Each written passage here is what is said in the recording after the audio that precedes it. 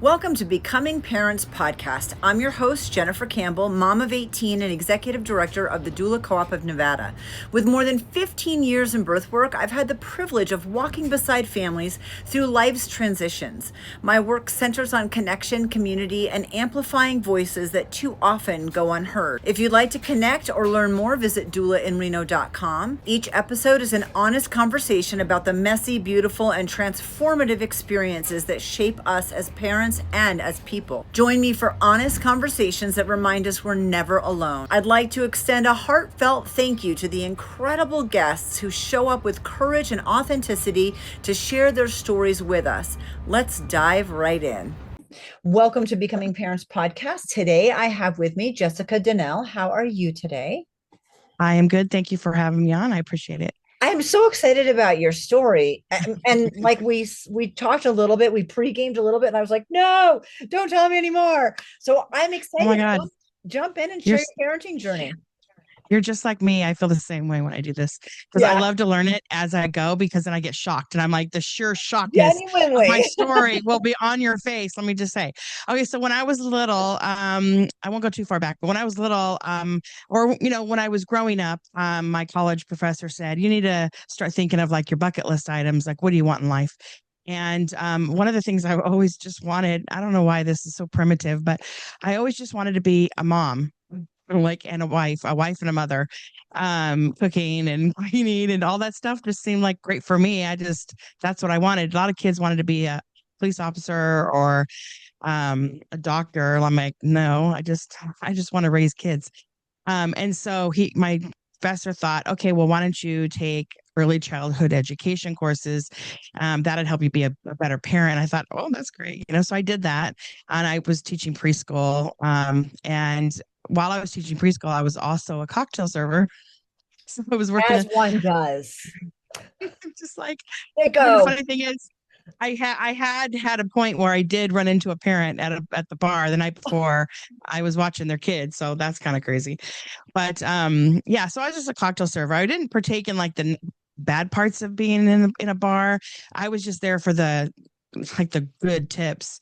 And then the job was there during the day was preschool, and that's was what I wanted to do, was just teach preschool. And one day, like many preschool teachers, I wanted to own my own preschool. And you dream of what that would look like. So fast forward, I had a hard time adulting. Oh my gosh, like a really hard time, and made some poor choices and did some crazy things. My car caught on fire and exploded. I barely made it out alive. Oh my Lord, sorry about my phone. And I write about that in my book. I have a book that I just released not too many months back, called Bucket List from a Redneck Girl. I That's because love the I title. know I love it. I come from a small farming town south of Sacramento. And so, it's just, farmers. And so that's why I called it Bucket List from a Redneck Girl. Not that I'm like pitchforks and tiki, whatever you call those things, like tiki torches or whatever. Right. And so anyways, I taught preschool and I did all those things for a very long time. And I ended up in Palm Springs, California, where I got a job at Zelda's, which is a nightclub that's been there for like 40 years. And or it was the time I was there, it was like 25 years or something. But all in all, it was there for like 40 years. And my husband was a bartender there, and I got a job as a cocktail server. And within like a month, we were dating.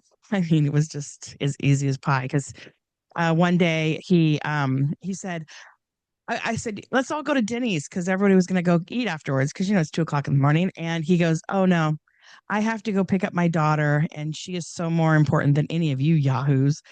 And I don't know what that's just hit me, and it melted. For some reason, it hit me so special that I thought, I'm gonna marry that man. and and so we were together for like 3 years. And my husband, he's not very dripping and like syrupy, like mushy romantic, although that's like my dream man. But what I thought was my dream man growing up. I wanted to be swooped up my feet, and I want rose petals and get on one knee. But that's not what he did. We went to the mall, and he sat down at the wedding aisle or the rings, and he goes, "Here, let's pick out our wedding rings." I'm like, are you asking me? And he's like, "Hmm." And I was like, okay. So I was like, I guess we're getting married, after 3 years. And then we bought a home. Well, we had just bought a house just before that, together. And so we were like going in the right direction. And then right about exactly the 3 year mark, I found out I was pregnant. So that sped up that wedding pretty quickly. And I had a Jerry Springer wedding, is what I call it in my book. My gosh, my parents could not my parents, but my whole family, they could not get beside themselves to let me have a damn day. My brother-in-law was like supposed to, back then you had a videotape, it was like this big old thing on your head. Yes. And so he was supposed to have that all set up, but he had to have an extension cord because apparently the battery wasn't working, and he couldn't find an extension cord. And so I didn't get my wedding taped at all. And he told me that 5 minutes before I'm supposed to walk down the aisle, like go time. And we got married, by the way, in the church that my grandma and that my grandfather built. They said there was no brick, stone, or board that my grandfather didn't have his hand or his footprint on in that whole entire place. And then my grandmother ran the church for 25 years.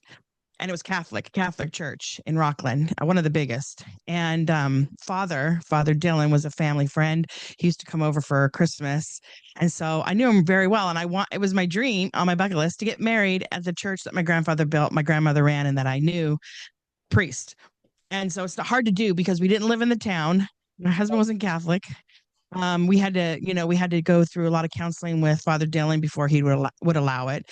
But we were lucky. My grandma, she paid for the flowers that they used for church that weekend so that we were able to get them free.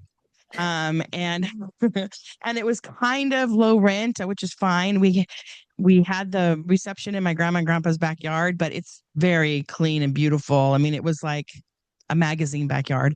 And but then my brother-in-law was fighting with my sister, and he was knocking at the door, ringing the doorbell, ding, ding, ding, ding, ding. And he wouldn't stop because we said, you can't come in because you're causing problems. He was fighting with my sister. And so finally my husband had to go to the door and say, like, dude, you're ruining this for my wife. This wedding is for her. Because it's, men kind of know. Well, my husband knew that this wedding was about, what I wanted. And he's like, you're ruining the wedding. My sister was crying in the bedroom for 45 minutes. And then like the people taking my pictures left. Some people for my wedding just took off because I was in my bedroom consoling my sister, going, "It's okay, it's okay, it's best, it's what's best for you." And so I spent half my wedding in my, consoling my sister. And then her husband called the house until like 10 o'clock at night, saying he was going to kill himself. And so then Wow. I know, as all these things about how he's going to take their son and leave and all this stuff. Then my brother, comes out and says, "Oh, I gotta go. I have another wedding reception to go to." Obviously, because it's a lot better than our shindig, which is our family. It's just he's like, "I have another wedding reception I have to go to," and he goes, and then he pulls out a ring and he opens it up and he goes, "And I'm gonna ask my girlfriend to marry me." Like, can I just have a damn day? I mean, this is about my wedding, not about your thing and your thing and your thing. It was like it was nuts. So we got married. We've been married for 25 years. Because I know this because we were married in 2000. So when the year comes around to whatever year it is, I'm like, that's how long we've been married. But we've been together 28 years. And so, I mean, small wedding sometimes is better. You don't spend all this money. I didn't spend anything really. Everybody else bought my dress, bought my flowers, paid for the food. I mean, it was perfect. So then I was pregnant. I was 4 months pregnant when we got married. And then my son came, and okay, so I kind of I need to digress a little and back up. My Yes. husband came with a little bit of baggage. He had not baggage, but well, okay, it was baggage I wasn't sure I wanted to carry. It was my stepdaughter. He had a daughter, right? Because I told you about that. He loves a stepdaughter, or his daughter. She now is becoming my stepdaughter. But the mother, OMG, I was a stepmom, but the mom, I call her bio mom in the book, which is not a dig per se, but I just didn't really want to call her by name. And she was terrible, so terrible. She would never agree to anything. We were always in court. We were spending $50,000 on an attorney. finally we had to ditch the attorney and go in on our own because we couldn't afford it anymore after 50 grand. And I started writing all the pleadings, and my husband stood in front of the court and he represented us as a family. And we did so much better without an attorney. But I wouldn't suggest you'd start with an attorney, but then I would suggest you take it on yourself because you know the facts and the story. And trying to tell the attorney was like, didn't work out very well. Anyways, so here I am. I'm pregnant with my son. I'm 9 months pregnant, and we asked for a continuance because it was my due date. And we asked the mother, "Can we please go have another date, like 2 weeks down the road after I deliver?" And she's like, "I'm sure, like you're really going to deliver on your due date." So like, I want to be supportive. So I went with my husband to Long Beach. We were living in Palm Springs, and we went there and got a room the night before. And little did I know I was in labor. I just thought I had to pee all the time. And I was back and forth to the bathroom, back and forth to the bathroom. And then finally we get dressed and we get to the courthouse. And as I'm sliding out of the sliding, because you know how big you are when you're 9 months, I'm sliding out of the car trying to get my foot on the ground. And all of a sudden a real contraction started. Like, whoa, that had to have been a contraction because that was crazy. And my husband's like, are you having a contraction? I'm like, I don't know. Like, this is my first kid. I don't know. I guess so. And he's like, oh my God, I can't believe this is crazy. Like the moment we get to court, like I'm having contractions. And so then, and I would have them and then I would be able to walk. No problem. This is my first kid and I was in good shape. So I was walking. Oh, I have a contraction. Oh, and then all of a sudden I'd be like, all right, start walking. No big deal. So that happened for a while. And I called my mom. I'm like, Mom, what do I do? Like, I'm gonna have a baby in court, like whatever. They still wouldn't go continuance. So my mom and I figured out my sister can come pick me up, drive me 4 hours back to Palm Springs, because in traffic it's 4 hours. So I was in labor in 4 hour LA traffic. And got to the hospital about 3 o'clock in the afternoon. My husband wasn't there because he was still in court in Long Beach and fighting for my stepdaughter, over silly things. And he got to the hospital. My sister-in-law to help deliver well, actually, she pulled my son out of me. She's a birthing nurse. So my sister-in-law was able to deliver my son. But my husband came in just within like 15, 20 minutes of delivery. So that it all kind of worked out. But being a stepmom, it went a little far. It was a little bit tougher in my case because fighting with the bio mom on the day of my delivery was not what I wanted to be doing. And my husband did not get to see all the pain that I went through, like, getting to the point, he got to the pushing part and that was it. I was like, dude, that's not fair. But it all worked out. My son had some health issues. He had to have a heart monitor strapped around him for about 6 months because he had sleep apnea. He would fall asleep and like not wake up. And so he had some issues. And then, my husband got a job as a physical therapist in Bakersfield, and we said, okay, let's move our family. I quit my jobs and I moved. We moved here, and I didn't have a full education. I had a few classes under my belt, and I didn't know what to do. At the time before we left, I was working for a liquor distributor. So I would go to hotels and restaurants and bars and like sell them Bacardi, It was an easy job because they needed it for the restaurant. So I was in a new place and I was like, I don't know what to do. So I decided to go back to be a preschool teacher. Mm-hmm. And so that's what I did. And then after a few months of that, I was like, because we bought a house, we got ourselves into a really beautiful home. And I thought, man, this has a huge room, like a 300 square foot, like guest or playroom or something. I could start a preschool here and do it out of the house. So that's what I did. I got a license. And while I was trying to get my license, bio mom called CPS on our family. So that happened. Super fun when that happens. Yeah. And then, they came, they said, there's not, whatever. It was unsubstantiated and they, blew it off. And they actually apologized to us because they said, sorry that we put you through all that, because they understood that we're in a contentious custody thing. And then, so I started my daycare and I was doing really, really good. We built onto the house because I had so many people wanting to come into the daycare because it was great was educational toys. We had like a curriculum. They learned, word of mouth just spread like this is the best place in the neighborhood to go. So we built onto the home, and took on more kids. I took on two staff members, and it was growing. And then I built it at a church. The church held like 42 kids. So I had both the family at 14 kids and the 42 kids. And then I had a staff of like 8. And we were just really, I mean, oversold. People, we had a waiting list, and it was doing just really, really good. Then my neighbor, he owns he owned commercial property. He lived behind me, and I took care of his kids at one time. He said, I have a commercial property. You'd have a 10,000 square foot building, a 30,000 square foot play yard. And if you want, I'll be your landlord, and I'll build a shell, and you take care of the inside and the playground. And I said, I'm Lynn, I'm in. So I did get a loan. I went online, I'm not educated. So I went online and I said, how do you build a business plan? And I went online and I figured out the business plan, and I applied it and got an SBA loan for 700,000, enough to build the inside of the shell. The landowner paid like 4.2 million to build the shell, and I put my money on the inside and the outside, and it looked like a model, open up a magazine type of school. It was absolutely gorgeous.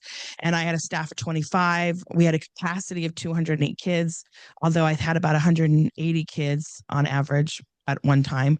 Wow, that's I know. massive. Yeah, it was huge. $1 million business. $1 million.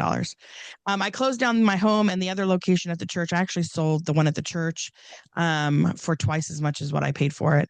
But everybody ended up leaving and coming to my school, which kind of sucked for them, but whatever. It is what it is. And then so I'm sorry, I lost my train of thought. I know, and I'm just spouting this out because there's so much more to tell to the story. So much crazy stuff is happening to me. Um, Um, so the school was doing really good. I sold the school before the school opened when it was a dirt lot. So I sold it. I sold 140 families. So the first day I opened my door, I had 140 children walking through the threshold with their parents. And had to show them around and had to say, this is this is where you're dropping off your stuff. And it was just a lot of communication going on. And the staff were ready because we had like a lot of training before we started. And I was able, here I am. I had no education, and I've never built a big thing. I never had a business before. I'm really good at building businesses, but I'm not the best at like running them.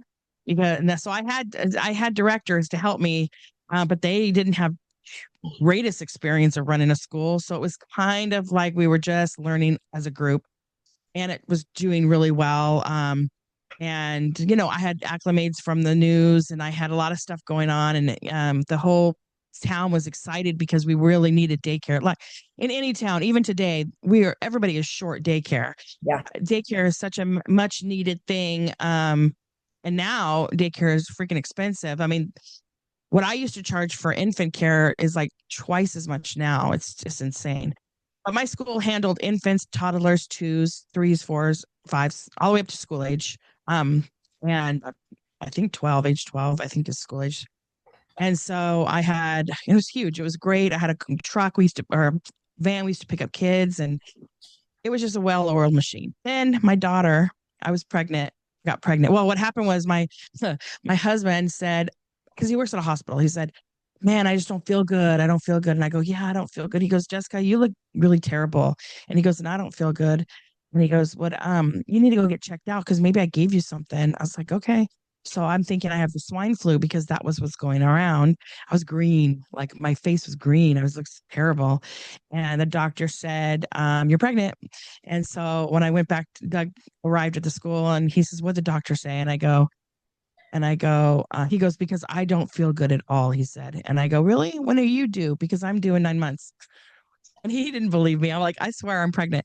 And I was late pregnancy. I was like 36 years old. So it wasn't like I was any spring chicken, And it was I was always sick, and not like my son where it was like really easy peasy. But my daughter, I was sick all the time and it was terrible. And then, so we induced. We decided to induce because she was a day late or whatever. We were a week past actually, and so we got to the hospital and we induced. And it was 24 hours later. Finally, they said, "Oh, they misdiagnosed my dilation. Couldn't give me an epidural." So there was that. And so then I started pushing for 3 hours. and I could not push anymore. And every time the doctor would come in, he'd go, she could go another 20 minutes. And he did that for like an hour or so. Finally, when you push so hard, your hands are so like, they're just so like, you just can't even lift them. And I couldn't, they had oxygen on me. I couldn't breathe. And I was like, I can't do it anymore. And I go, please just call the doctor and call him. And they go, well, he's sleeping and we can't call him because he's sleeping. And I said, my mom insisted, like, you call that doctor right now. She needs to go have a C-section. And so my daughter wasn't coming out. Okay. So the nurse was doing this kind of gross, but the nurse was doing this with her fingers to try to get the baby out. And my husband and I was yanking on one towel and my mom in the other towel, and my legs were, and I was pulling and they were pulling me and the baby wasn't coming out. We did that for 3 hours. So finally the doctor comes in. I go, please, I can't do this anymore. And he goes, you got another 20 minutes. And I got up on my elbows like this, and I sat up and I go, and I cursed, of course. I said, get this stuff and baby out of me right now. I can't do it. And so then he takes off his gloves and he threw them at my hoo-ha and he says, fine, prep her for surgery. So then they wheel me out. I'm half naked with my privates all exposed down the hallway, and I didn't really pay attention. But then I looked around, everyone's looking at me like I'm like, and the baby's like head's like right there and it won't come out. And so they get me into the operating room, and nervously I said, yeah, that stupid doctor wouldn't take the baby like C-section. And he goes, yeah, that would be me. And cause I didn't pay, I had a shield over. I couldn't see the doctors. I had a thing over me. Right. And I was like, I was so embarrassed. I was like, oh my God. So my daughter comes out and she's not crying, and I'm nervous. And my mom's like, oh, don't worry. She looks beautiful. So then they swish her away. Come to find out, she is not breathing very well. So they give her oxygen and she's pale. And I asked my mom, like, where's Piper? Because we named her Piper. And they said, oh no, they're just cleaning her up, Jessica. Don't worry about it. Then my mom asked if she can leave to see the baby, and I fell asleep because I guess they did something because they were closing me up, and maybe they put me down or something. I Mhm. wake up in the room, and then I find out that that she's going to go to the NIC unit, and they're going to do a CAT scan. She came out with a huge hematoma on her head. She looked like she had a brain tumor on the outside of her head. She had giant welts behind her ears. Her whole head was bruised. And so the doctor thought she was dropped. And so they gave her a CAT scan. Come to find out, it was just that. It was just a bruise, but they thought she had cancer or she was dropped on her head at birth because it looked so terrible. And she had fingernail marks where the nurse was doing this with her fingers. She had bloody fingernail marks, and my phone is driving me nuts. Should just go over there. And uh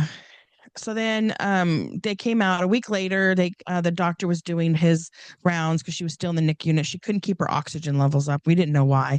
And the doctor comes around, and because he said he was going to release her that day, that her oxygen finally was above 90 and they were okay with that. And then which it's really not that great if you think about it. Should be at 97 should be the least they should have released her. But he said, hey, nurse, do you see this heart murmur this little girl has? And the nurse was like, yeah, it's charted in the thing. He goes, oh, I have to give her an echocardiogram. So then he comes next day, he comes back, says, okay, we did the echo and your daughter has something. You're going to want to look this up, but don't, because it's only going to scare you. And he says that she has tetralogy of Fallot and it's a heart condition, and she's going to need heart surgery in the next few months. And so, sure as shit, she ends up having heart surgery at 5.5 months. And I ended up just laying in bed with her, like having my boob attached, trying to breastfeed her so she would stay alive. My business was kind of just, it was 2008, then 2009, and Piper was born in 2010. And by then we had lost half of our families because the economy was just terrible. People were losing their jobs. When dad's off work, who watches the kid? Well, they can't afford daycare, so daddy's going to watch them. And so we went from 188 students to 88 students, and Wow. we were injecting our own money because I was trying to keep my teachers working because I felt bad. I didn't want to contribute to this terrible economy. I wanted them to continue to work.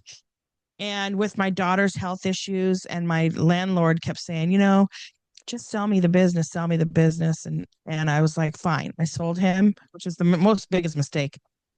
had I known what I know now about business and him personally, I would not have sold my business to this man.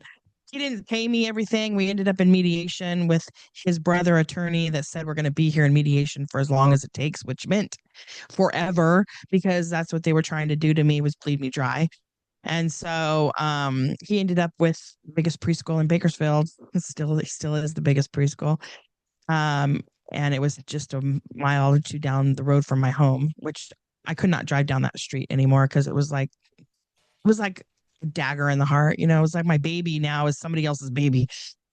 But I was there for my daughter. My husband and I went to this, to go have her surgery, and they had to pluck her out of our hands, our death grip, because we didn't want to let her go, but because it was scary, it's hard to give your baby up to somebody for them to crack her open. And but she came out with flying colors. And then to find out a few years later she has cerebral palsy, and Yeah. and then find out which she could have had from her delivery, which was like a terrible delivery. She could have had it from her heart operation because who knows what happens when you just don't know. They don't maybe tell you everything that happens during a surgery. And so then we had our chromosomes checked at the time and they were fine, but technology has changed. So anybody out there that maybe your kid's doing something weird or you're not sure, have their chromosomes checked because we just did that. She's 15 now. And we had her chromosomes checked and found out that she has what's called 16p.11.2 with duplication. That's what it is. It's like a big phone name.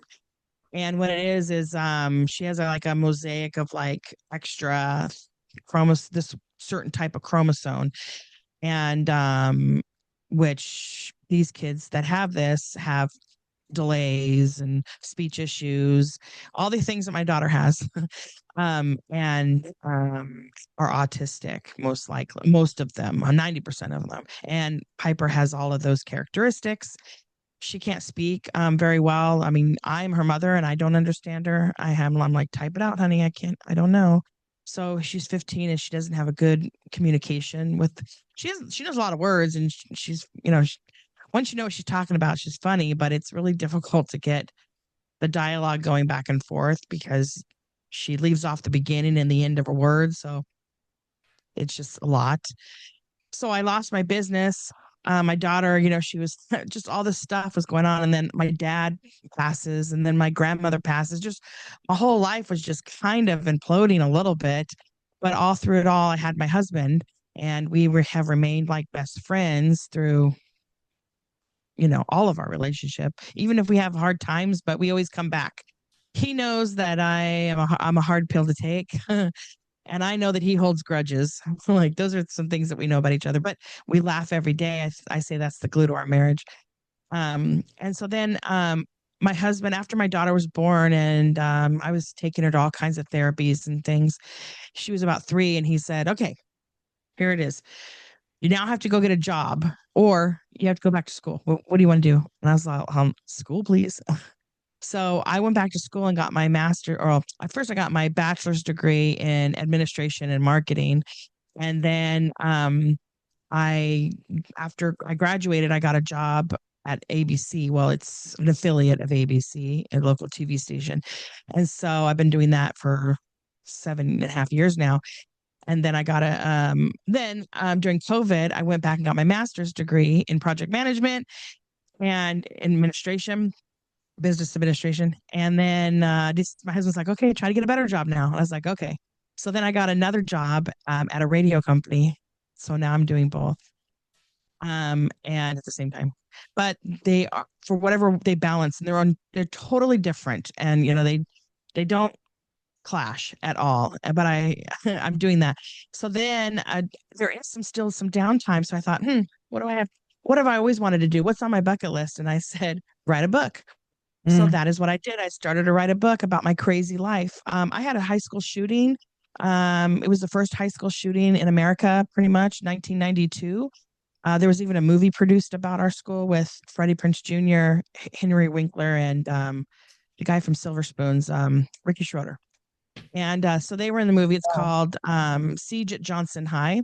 Anyways, this guy that we all know came into my school a few years after he graduated to kill a teacher because he wasn't passed through civics. He shot the teacher, killed three others, shot nine others, or nine or 10 others, brutally shot them. They still survived. And then he held like 80 hostages for like 12 hours. And it was crazy. If you really want to know the story, well, read my book for one, but um, uh, go get the movie. It's on Prime, Amazon Prime. Target of Rage is one title. I think I don't know why, but there's two. And then it's also called Siege at Johnson High. Anywho, so we had the first one. The reason why it didn't get lots of notoriety, or not notoriety, but like news coverage, is because the Rodney verdict came out on the 29th of April.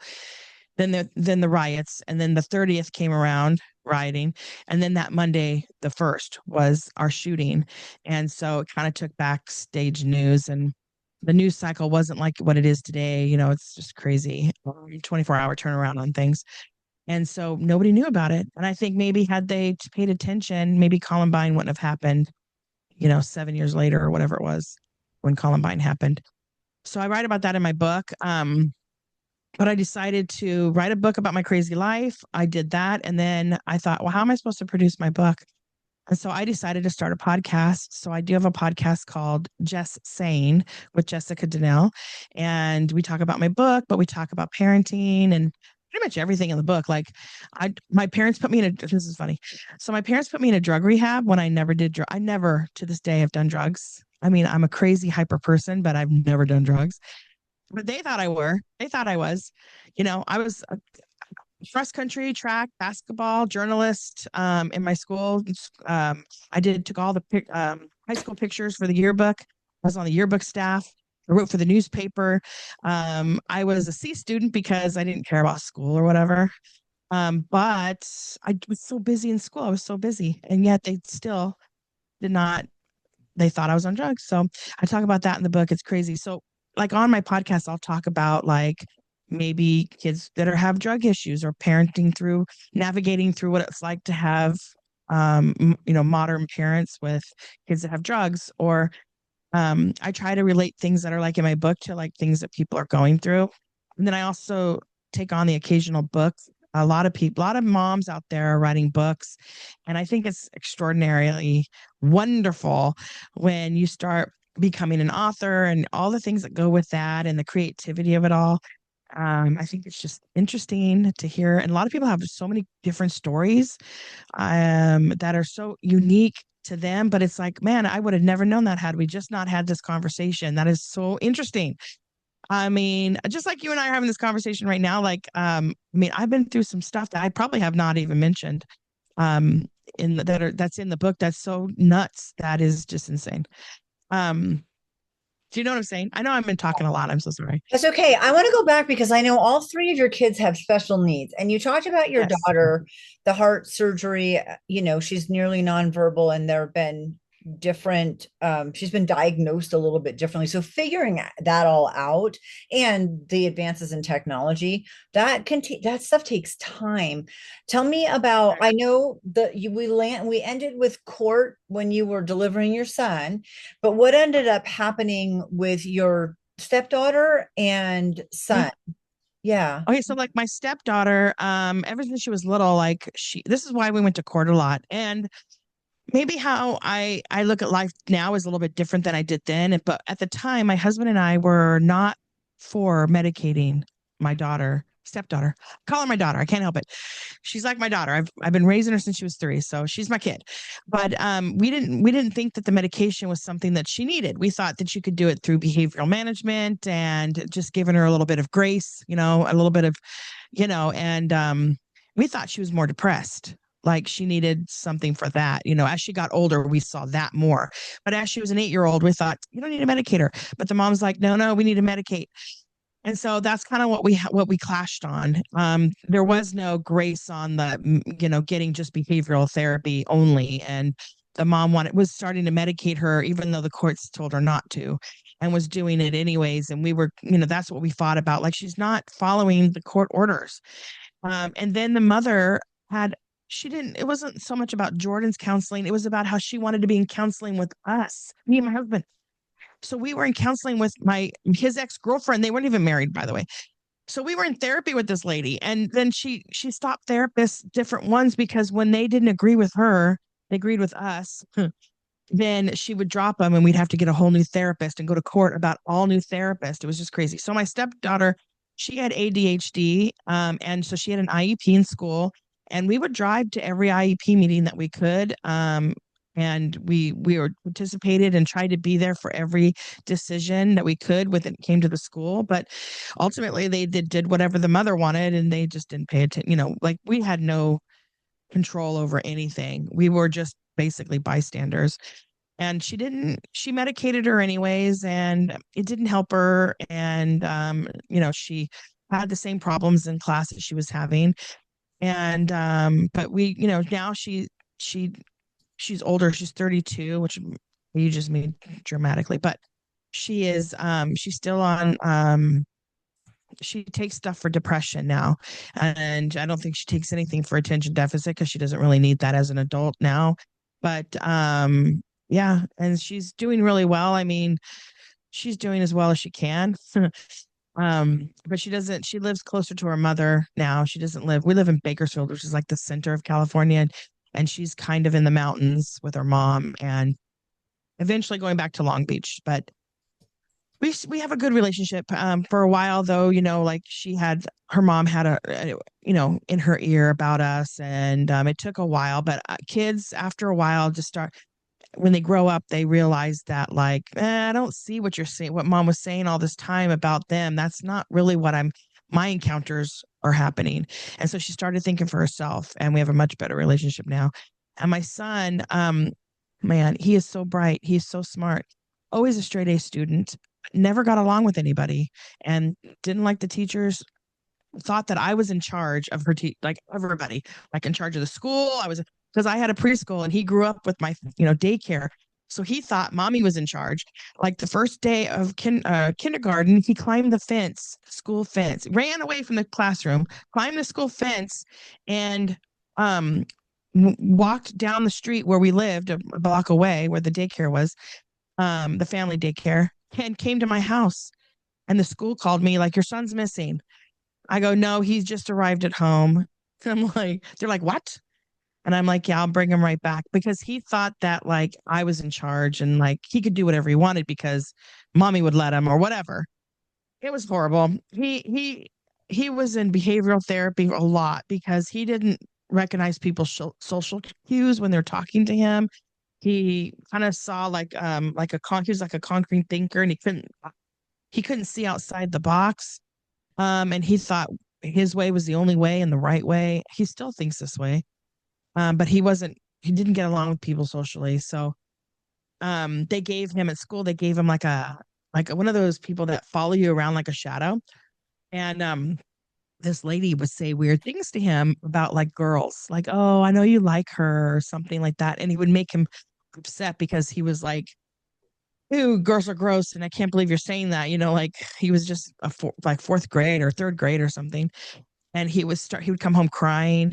So I called the school, and I'm like, we need to have an IEP meeting because we need a new shadow or somebody different. And they said, no, you get this one. You don't get any other one. Or you cannot say, you have to have her. And I go, well, then I don't want one. And they said, no, you have to have it. And so then I said, okay, I'm pulling him from school. And I ended up homeschooling him. I'm like, you know what? His education is my responsibility. And right now I think it'd be best if I just homeschool him. So we did that for a few years. And then when I found out that fifth grade math was like difficult, and he was so much smarter than me, and I thought that show, I'm not smarter than a fifth grader. I mean, I felt that way. I felt like a dum dum. That at that time, my daughter was 3, and that is when I went back to school. I sent him back to school, and I went back to school. And I'm glad I did, because I've evolved. I mean, I feel so much smarter. But like the writing that I had to do for my master's, I think it made me. And then all those pleading papers I had to write for court for my stepdaughter made me a better writer. And I'm actually just finishing I'm in my third draft of a romance novel that I just wrote. So I know Awesome. I jumped to that from all the other things. So, Let's you throw know, I'm that in sorry. too. Jessica, thank you so much for sharing your story. What a wild ride. I appreciate you being on. Yeah, I appreciate that. I mean, my book goes into a lot of things, private school, public school. I've been through a lot of different things. My car caught on fire and exploded. I have a story that is a miracle. It's a miracle part of my story that I swear it's by God's hand that I'm still here today. So it's called My God Story and it's in my book. It's really amazing. A lot of the things in the book you're going to say, I can't believe that's true. That can't be true. I swear on my children's life, 100%, everything in the book is exactly how it happened. And so, got to get the book. It's a good, easy read. It's kind of funny in a lot of parts because how I talk to you now is how I talk in the book, basically. And it's an easy read. It's something you could take on the plane or read by the pool or while your kids are at soccer or dance classes. It's something that you can enjoy and share with others. So, I hope everybody goes out and gets it. Thanks so much. All right.